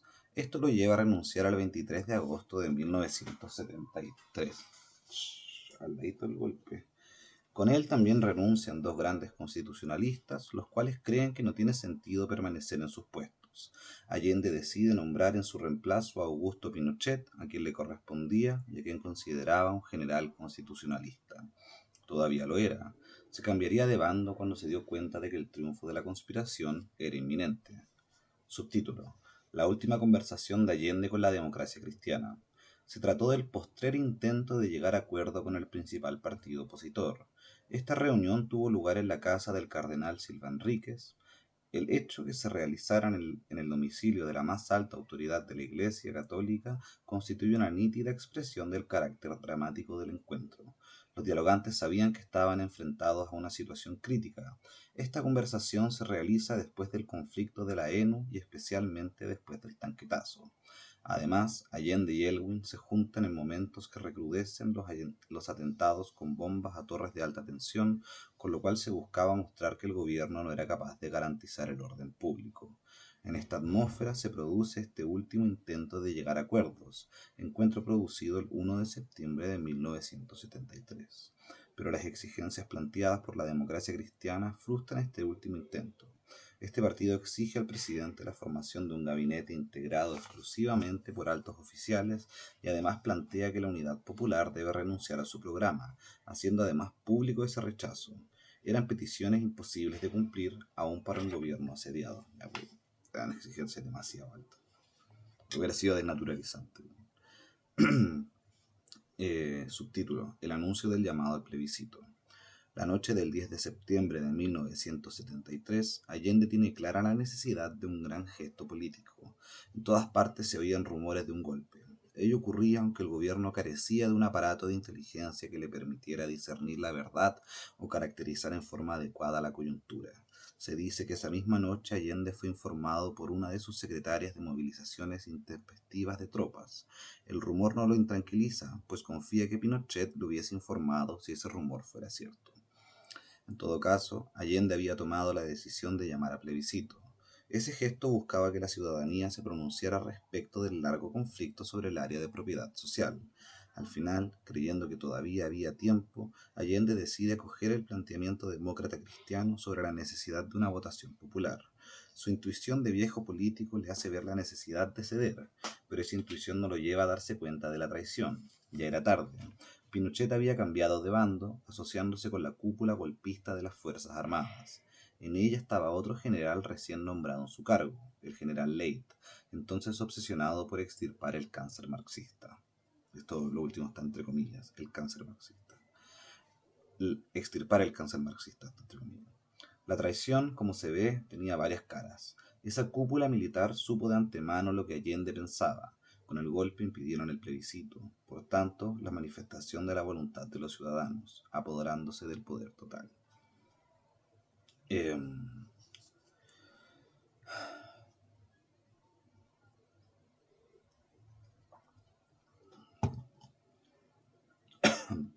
Subtítulo: El último discurso de Allende. Recordar el último discurso de Allende es participar de un acto de memoria. En él se refleja una vida entera, una existencia que culmina con la unidad popular en el gobierno. Ese día aciago del 11 de septiembre de 1973, Allende realiza su último discurso, transmitido en la mañana por la única radio ligada a la izquierda que todavía podía transmitir. Fue su postrer acto comunicacional. En su discurso, Salvador Allende instó al pueblo a no resistir, pues no había ninguna posibilidad de hacer frente a las Fuerzas Armadas unificadas bajo el mando de sus comandantes. Además, pronosticó en un gesto de esperanza que en el futuro se abrirían las grandes alamedas donde el pueblo volvería a caminar hacia adelante, hacia el porvenir. El escritor Hernán Valdés, en su novela A partir del fin, le hace decir al protagonista: ¿qué haremos sin ti, Salvador, si eres nuestro padre? En efecto, Allende era el mayor impulsor de la vía chilena al socialismo. A su vez, Chile era uno de los únicos países en que se podía avanzar desde la institucionalidad vigente, no solo el primero en América Latina, también en el mundo. Como se sabe, la Unión Soviética había llegado al socialismo por una insurrección seguida de una guerra civil, China a través de una larga guerra, igual que Vietnam, Cuba de una guerra de guerrillas combinadas con la lucha urbana. Allende había bautizado el proceso Allende había bautizado el proceso chileno como la revolución con empanadas y vino tinto. Ello significaba que la veía como una fiesta, por lo tanto, como una oportunidad de placer. Y, efectivamente, como hemos dicho, fue una fiesta. Basta recordarla viendo o reviendo los documentales de Patricio Guzmán, viendo o reviendo las imágenes de las marchas, en especial la del 4 de septiembre de 1973. Fue una fiesta que se convirtió en drama. Eso último fue el golpe cívico-militar que Allende vivió esa mañana, una metamorfosis que transformó la alegría en melancolía y que el presidente enfrentó en su último discurso hablando del futuro. Esas palabras también fueron un aviso que, como siempre lo había dicho, no saldría vivo de la moneda. Puede decirse que con esa muerte finaliza el discurso comenzado en la mañana. A partir de este, cuyo centro fue el futuro, Allende se convirtió en un hombre del mañana, esto es de hoy día, 50 años después del momento en que fue electo. Esto significa que es mucho más que un símbolo, es alguien que aún está vivo. Subtítulo: El bombardeo de la moneda. Para muchos chilenos fue una sorpresa el bombardeo de la moneda por aviones militares. Una sorpresa porque aquel bombardeo no era necesario. Desde el punto de vista del combate no tenía demasiado sentido. La moneda estaba vencida sin recurrir a esa operación. Entonces, ¿por qué la ponen en práctica? La razón principal es que los militares quieren demostrar que están dispuestos a todo, incluso a realizar esta peligrosa operación. La realizan porque se trata de un gesto espectacular, de una prueba de suficiencia. Miren de lo que somos capaces, quieren decir de esto y en el futuro de mucho más. Subtítulo: El suicidio de Allende. Allende era visto como un hombre aferrado a la vida. Pinochet, ya en pleno desarrollo de su traición, cuestionó la posibilidad de que se suicidara. ¿Cómo iba a hacerlo alguien que gozaba de la existencia? Alguien a quien le gustaban las mujeres, las prendas de vestir, los tragos, las amistades. Sin embargo, terminada la mañana de ese lúgubre día, Allende se despidió de todos los que permanecían en el palacio, especialmente de sus hijas, y realizó el gesto que muy pocos esperaban: se suicidó. Allende decidió el momento y la forma de su muerte. Quizás recorrió por última vez el palacio, quizás se detuvo frente a algún cuadro. Luego se disparó, de manera tal que no era posible quedar con vida. Fue a reunirse con su madre y con la Mama Rosa, a quienes tanto había querido. Fue a reunirse con su amigo Augusto Olivares, que no soportó ni la derrota ni la traición, quitándose la vida a media mañana.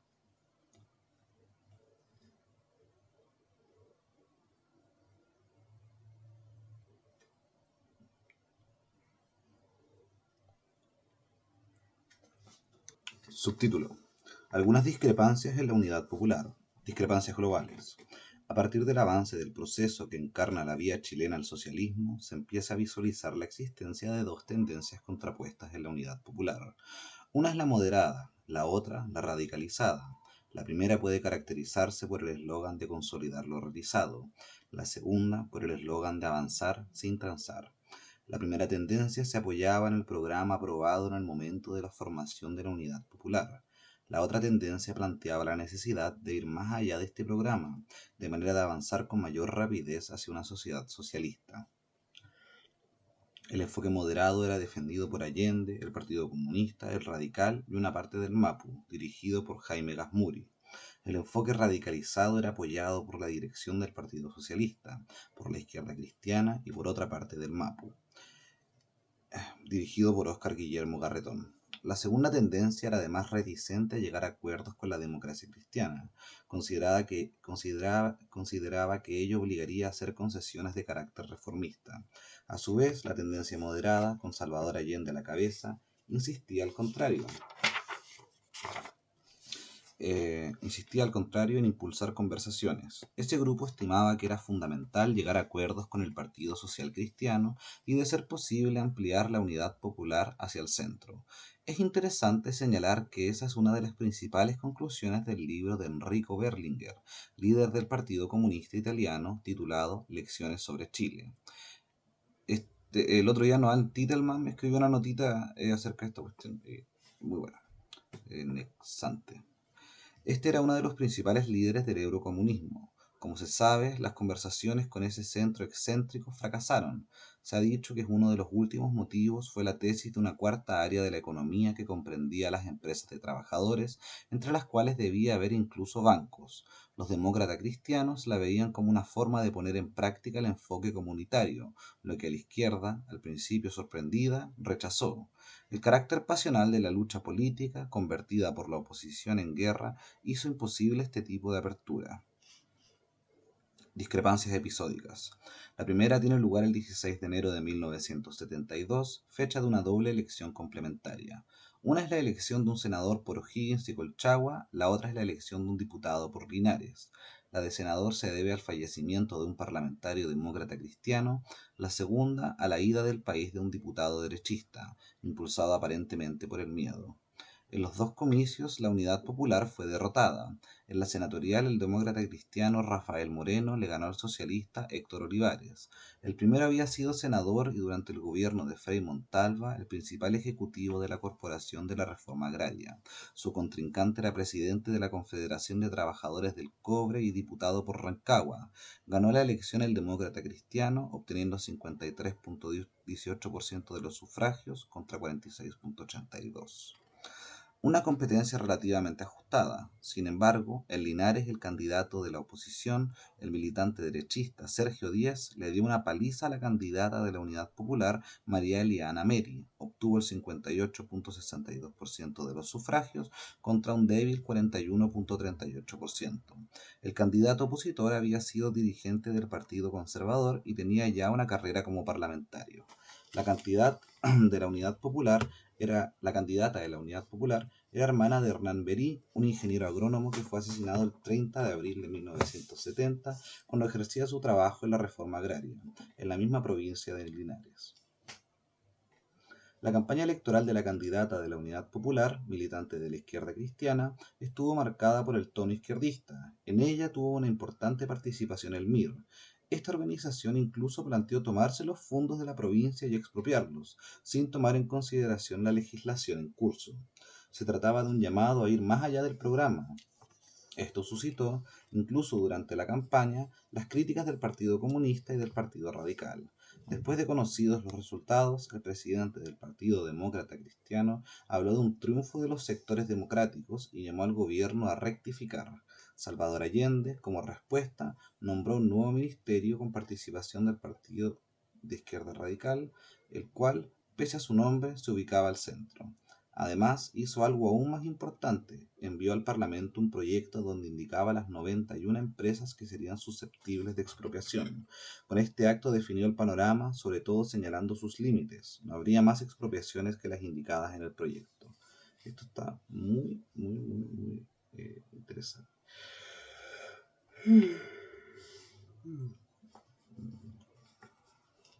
No obstante, en junio de 1972 se realizó un pleno del Partido Socialista, uno de sus principales órganos de dirección.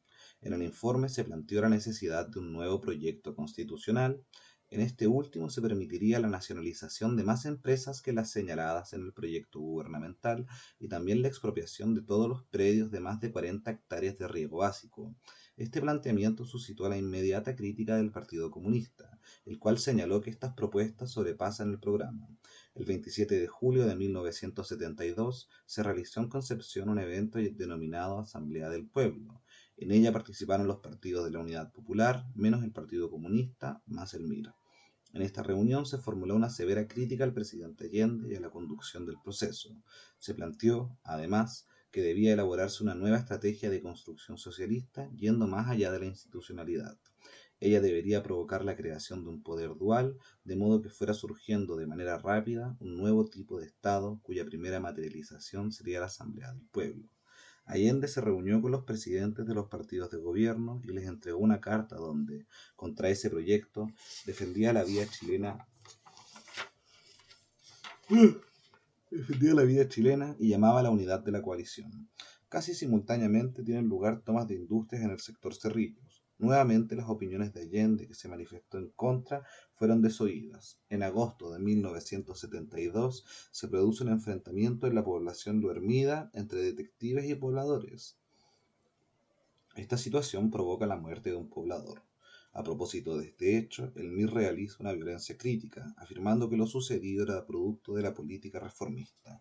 A su vez, el Partido Comunista dice que fue resultado de una provocación de ultraizquierdistas.